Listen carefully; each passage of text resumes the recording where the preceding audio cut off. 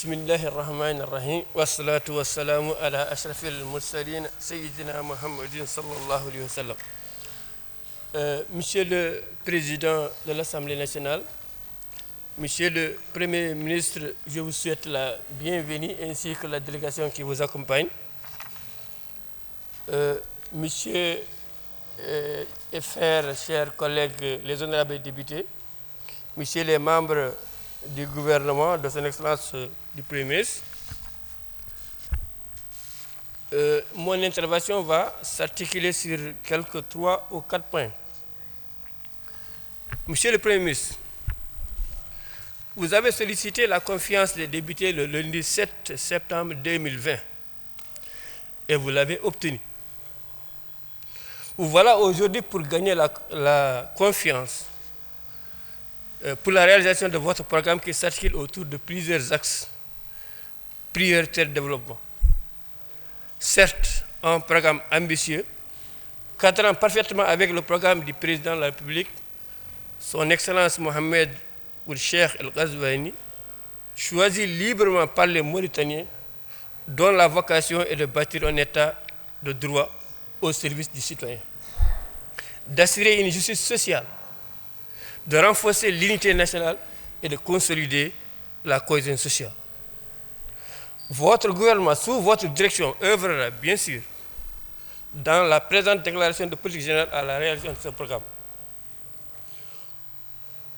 Monsieur le Premier ministre, au cours de ces dernières décennies, nous avons énuméré plusieurs aménagements agricoles, parce que je suis de la vallée, qui ont coûté des montants faramineux. Oui, de l'argent public englouti, que les populations éventuellement bénéficiaires n'arrivent pas à exploiter, et parfois même abandonner. La plaine de Bogué en est un exemple. Le coût initial était de 7 milliards. Monsieur le Premier ministre, il y en a d'autres. Allez-vous mettre fin à cette pratique? Oui, vous allez le faire. Parce que vous avez d'abord la confiance du président de la République pour réaliser son programme ambitieux Tahoudati. Oui, vous allez le faire parce que les populations qui nous ont élus vous le demandent fortement. Et vous ne voulez pas les décevoir. Est-ce possible? Oui, je dirais que c'est possible. En impliquant à l'étude des projets les populations bénéficiaires, parce qu'ils connaissent le terrain, parce qu'ils connaissent les zones, parce qu'ils connaissent l'abrutissement. Oui, c'est possible. En instaurant la transparence dans les appels d'offres et les passations de marché, où le fournisseur est choisi sur la base de son expérience et de son expertise, et non sur les critères du moins 10 ans, conformément au cahier de charges dignement bien élaboré au préalable pour la circonstance.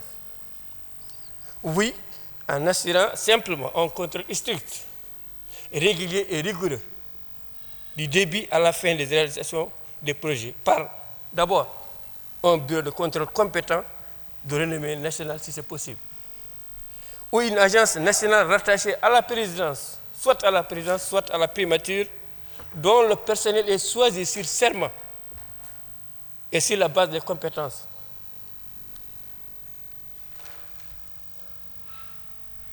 Et j'en passe. Monsieur le Premier ministre, je suis originaire du bord du fleuve, bien sûr.